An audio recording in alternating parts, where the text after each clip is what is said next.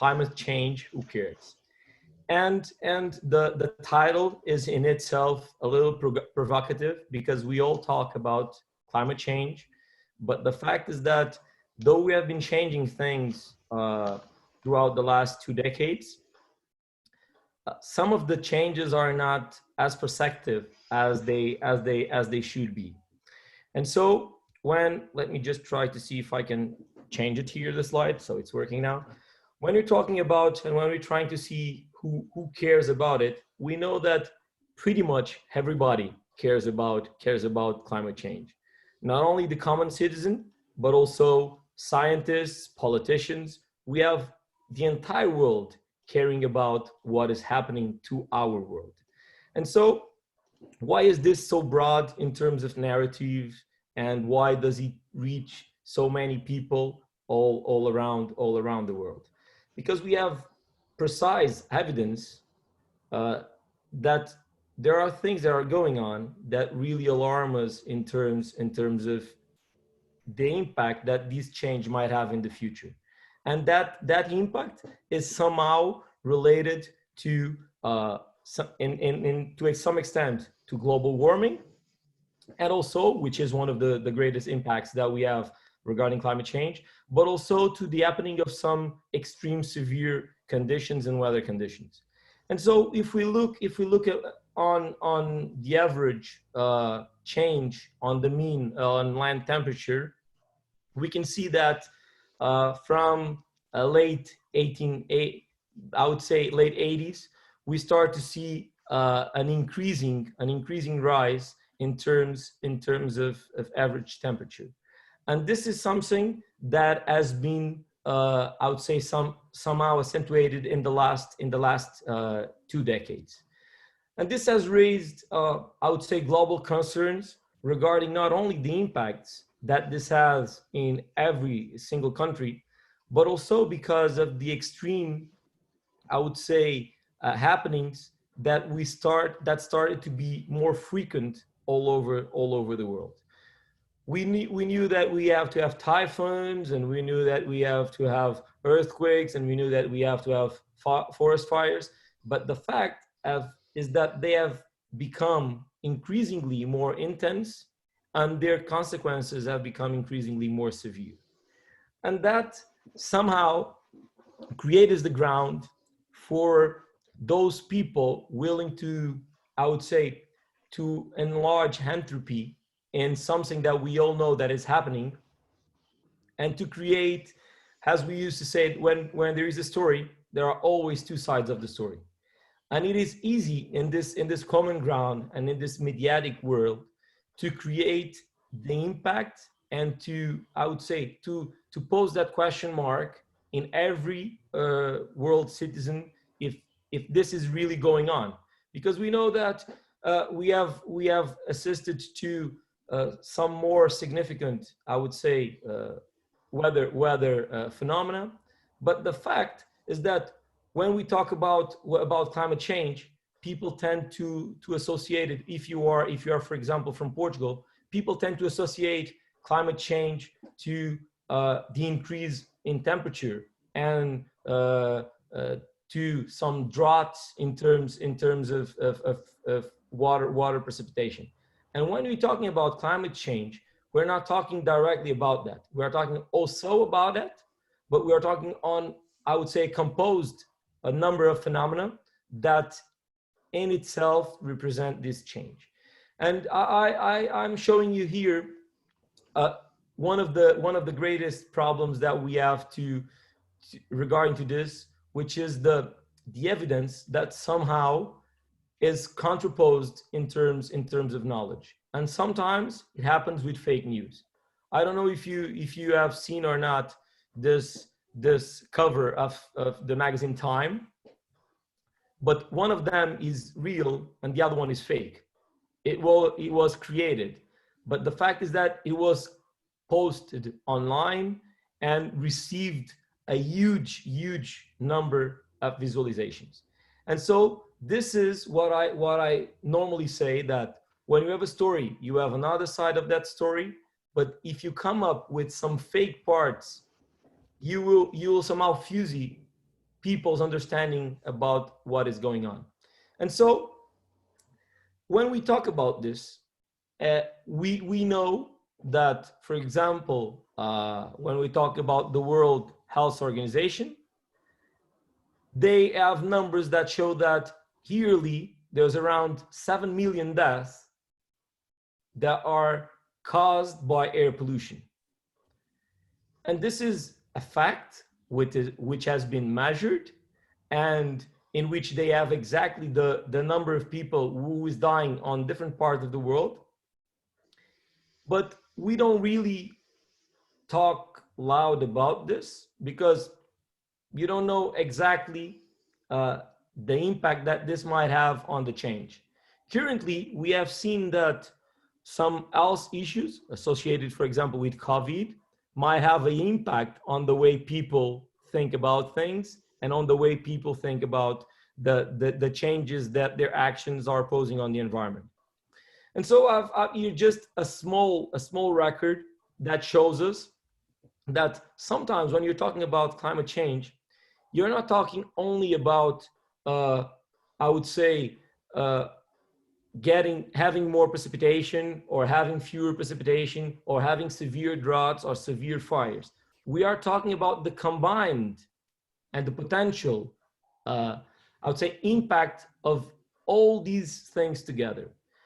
I don't know if you were aware of this, but in 2013, 7 years ago, North Dakota State made a huge advertisement on the impacts of weather change and of climate change in terms of the way that they have been hitting on that year. And this explains somehow the point I want to make regarding climate change. They had one of the wettest springs on the last 50 years, but they had also one of the hottest summer on that same period. And that, for example, prevent them to harvest on that, to plant and to harvest on that spring, and then created a severe drought during summer. And almost there were 50 bridges that were destroyed by weather conditions. 10 people died. They had 18,000 homes swamped, and the overall cost of it was above $2 billion that were estimated to cover all these facts. And so we could see that on a broader perspective, it was not only a shortage of water, a shortage of precipitation, but it was also a really hot summer that combined caused all this situation. And so I will present, and based on this introduction, I will present the relation and try to make a point between the relation on climate change and economic development, food production, and planning. And so when we're talking about economic development, we know exactly that some of the problems that we have, and Europe is a very good example on that, are based on the problems that I would say changing for a more climate smart economy would have, I would say, financially on Europe on a short time. And so if we think about this, and recent data showed us this, when you look about and when you ask people what are they worried about, what is more important for them, if you see those are results from August 2019, right? You will see that most of the people say that protecting the environment should be given priority related to economy. But the fact is that this is not really what is happening in most of these countries. And even legislation does not comply with these goals. And so you can see on the right side of the screen, for example, the production of megatons of CO2 per year. And you see that China, US, and European community combined are the three top producers of CO2. And so when we're talking about this, and when we try and we start to see about what is going on, and another study showed us what is the, I would say, the development of these countries regarding 4 specific domains: economics, politics, culture, and ecology. And I would say that ecology would be the dimension which had a deeper impact on climate change. And you will see that the type of development or the level of development, it's much lower in ecological terms than in all the others. And that show us that there's a lot of work to be done, and there's a lot of mindset change that needs to occur so that those climate change issues might be concerned. If we look a little closer, we know exactly that in terms of economic impact of climate change, we will see that we know that the costs of doing nothing will be really, really great in the near future. Not only regarding to the capacity to adapt our coastal areas to rising sea levels, but also regarding the price of basic food stuff, the price of basic products, the price of producing, harvesting. Everything will increase unless we do something.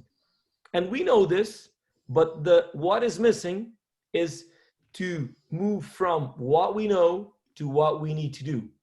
We know exactly the impact that this will have in 30 years in terms of GDP, not only by country, but by region. And the fact is, knowing this, we know that we need to do something in order to avoid these scenarios. If you see, for example, we have even studied the impact that these type of happening regarding climate change will have not only in, I would say, high income, low and middle income countries, but also the impact that it has on each specific country in the world. And we can see, for example, an OECD study. I don't know, there's something which has someone who has his mic on. We just listened to some noise, but I will continue.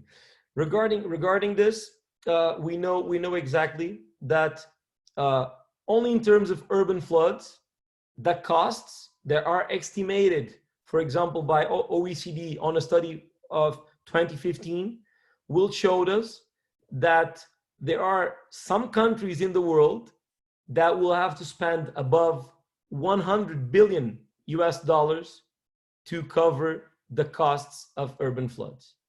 And that is something that we can measure already, and that we know already on the impact that it will have on 60 years from now. And this is something that we need to do, we need to do something to change it, for sure. Regarding food production and considering climate change and food production, we know that the ways that we're doing it, they are not adequate, and some of them are using, would say, more than the capacity that we have in terms of sustainability. But if you look on, once again, on what we just spoke a little before regarding greenhouse emissions and CO2 emissions, we will really fast understand that food waste, for example, if food waste was a country, it will be the third largest emitter in terms of greenhouse gas effects.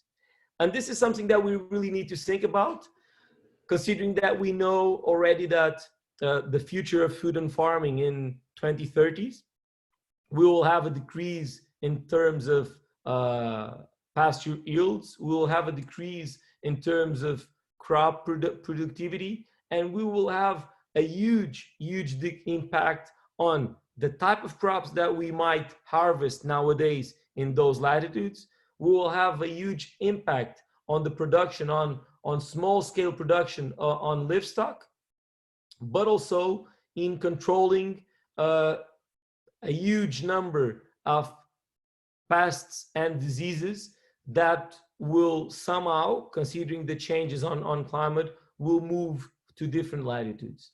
Also regarding fisheries, we know that the impact on fisheries will be great, not only considering the changes in temperature on our oceans, but also considering the movement that fisheries will have to occur. Some of the ones located in central positions will have to go north or southern regarding the change on water temperature. And these are just some examples that showed us the impacts that those phenomena will have in our lives if we do not manage to do something as fast as possible to prevent and combat those impacts. And so when we're doing like this, and once again focusing on food production, if we think about the area that we need to harvest or that we need to use in order to produce all the food that is daily thrown away, right? That we throw away every year, we will have to use all Central America and a large part of North America in order to produce the amount of food which is thrown away. And the recent data showed us that in terms of different types of food, we lose 30% of our cereals, 45% of our fruits and vegetables, 20% of our oil, seeds, 45% of roots and tubers, 20% of our dairy grocery store, 30% of fish, and 20% of meat.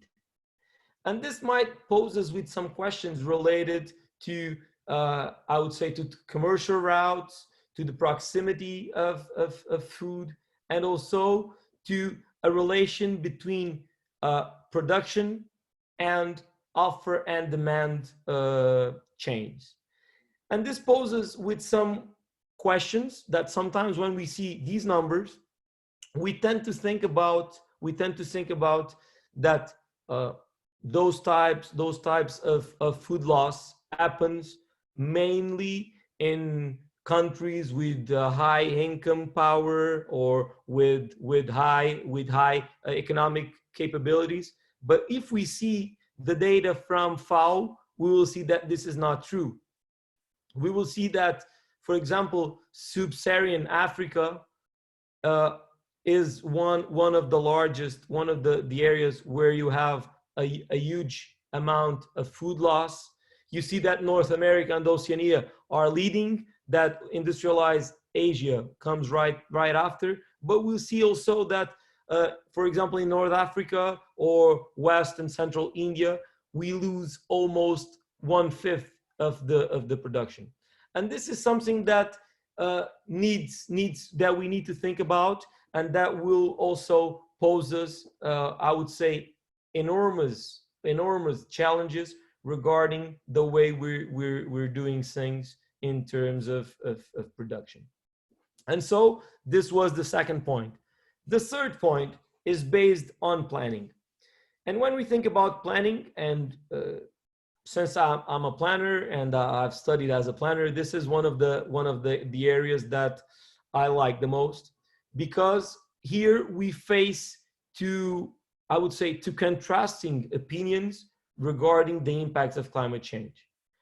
There are some people that argue that the impacts of climate change on our urban areas, on our planning decisions, are directly connected and solely connected with the happening of more severe and extreme weather events. And there are others that argue and defend that most likely the problems that we have regarding planning are related to the fact that we have built in places where we should not build. We have developed in areas that should have not been developed. And so they pose the, I would say, the entire guilty on human post development. And to my perspective, I think that the impact is an impact that is motivated by, I would say, a cocktail of these two things: unplanned or badly planned actions of man, and increasingly more severe weather events. And these posed us with some, I would say, thoughts related the ways that we're doing things. We know, and we have learned about it, that if we think about a country overshoot day in 2019, there are some countries that on the 11th of February, starting on the 1st of January, that means 1 month and 11 days, would have consumed all the resources that they should have for 1 year. And we know that this happens in several countries. And knowing this, we know exactly that there's something that needs to be done. We know that if every single world citizen lived as, for example, people live in Australia, we will need more than 5 Earths to have that type of consumption. Or we know that if we all live on with the same resource consumption that, for example, people live in the US, we will need 5 Earth to do so. And so when we're thinking about this, and when we're thinking about this type of development, we know that we need to change something. Because if we move, for example, to the resource consumption and to meet the demand of each country citizen, we will see, for example, that in Europe, Italy will need 4.6 times its size in order to meet the demand and the use of resources by the citizens on an average of a citizen, according to Global Footprint Network. And all these numbers, they are arguable. We may discuss on them, but what we know is that there is evidence on what is happening. And this is something that we can discuss, especially in a time, or at a time where the natural and the sustainability and I would say the less impactant on climate change are principles that on a broader social perception and on a broader consumer perspective are concepts that are really valued, and that people tend to value more on their choices.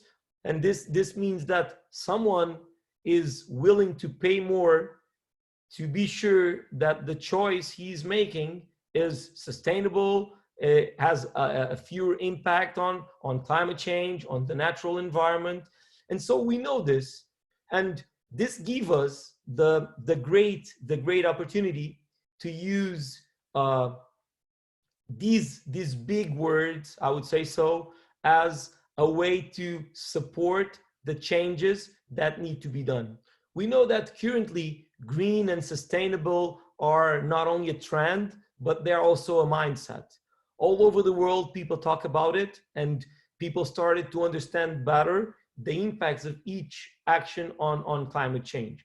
And I would say that we are now on a good position to change this, because despite of everything that we knew, and that everything that is well documented, not only I would say empirically, but also on scientific terms, we know that more than 2/3 of the world's energy is consumed in cities.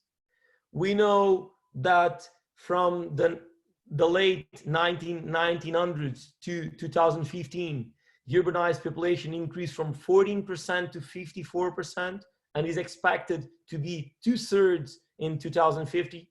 We know that cities generate 1.3 billion tons of solid waste per year, and those are data. This is data from 2012, which means that currently we should be much more close to the 2.2 billion tons than to 1.3 billion tons. We know that there is a huge consumption on material on world cities, and that the expectation is to be more than double in 40 years. We know that resource extraction increased 12 times from that period that we were already in industrial revolution to 2015, and that is expected to double to 2050. And so those are some data that we know, and that despite all the knowledge that we have, little has been done in order to do it, to change it. And so we believe, and I believe, that happening some circular economy principles to our food production and user production chains might somehow help us to reduce this pace and to improve the adaptation of urban areas to this climate change scenario. But in order to do so, we need to change somehow the way we communicate, but also the way we're doing things. All the events that happen and all the things that we think about, they need to be thought on global terms. And we need to understand that sometimes the impact of our actions and the impacts that some of our actions will have in the future might be greater than current impacts that we face nowadays. And so something that we need to change is we need to change the way, I would say, politicians, decision makers, planners, citizens think, and we need to integrate them all. And to do this, we need to be all together and work as one. We need to change that theory that you are just trash talking and talking a lot about things, but then when you go home, you do exactly the opposite of the things that you defend publicly. Most of us that are climate change defenders and people that are working with it do not separate the waste on our homes. And this is a study from OCDE that shows it, that not even those that do not really care about it, but even those that care are not doing their share of the business. And this is something that we need to change.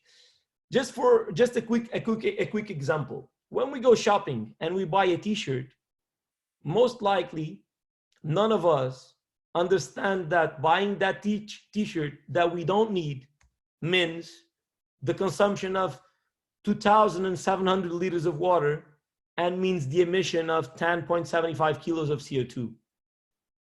We don't know it, or better, we know it, but we don't think about it when we're doing that, when we having that action. Why?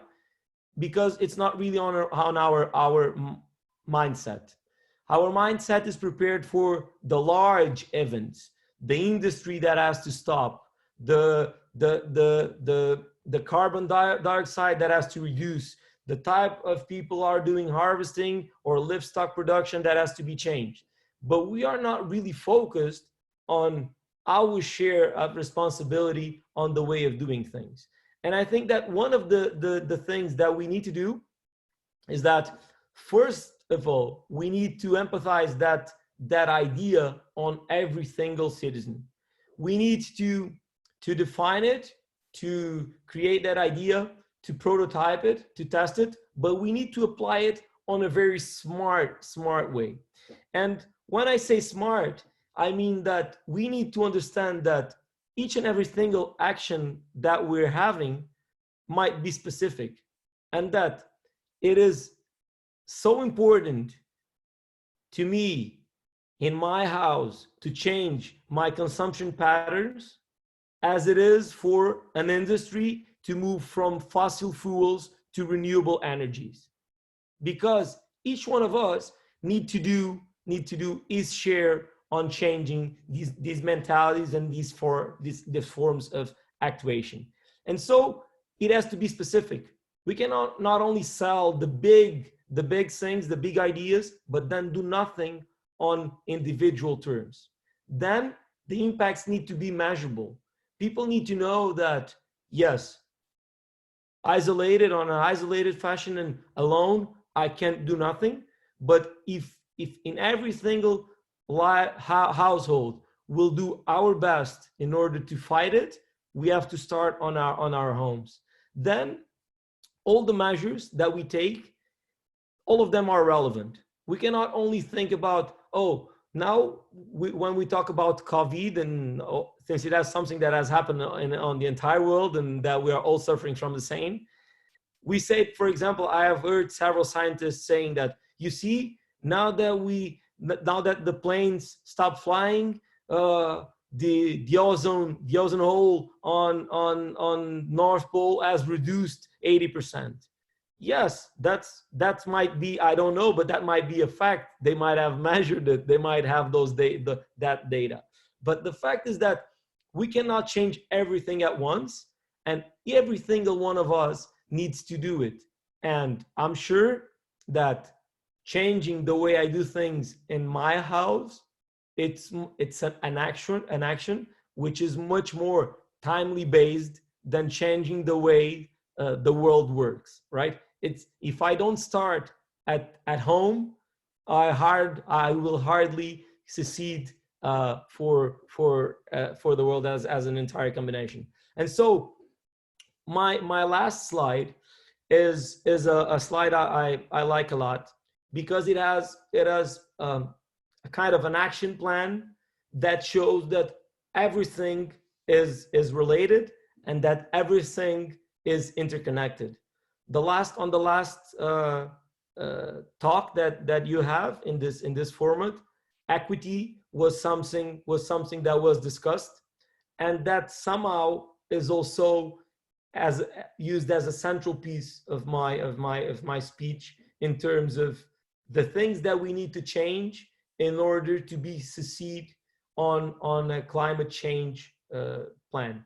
And if you see, when we think about this, financial issues, health and well-being, circularity, energetic systems, the ecosystem as a whole, the land use that we need to change, are all part of the same question mark, which is, what do we need to do in order to be succeeded?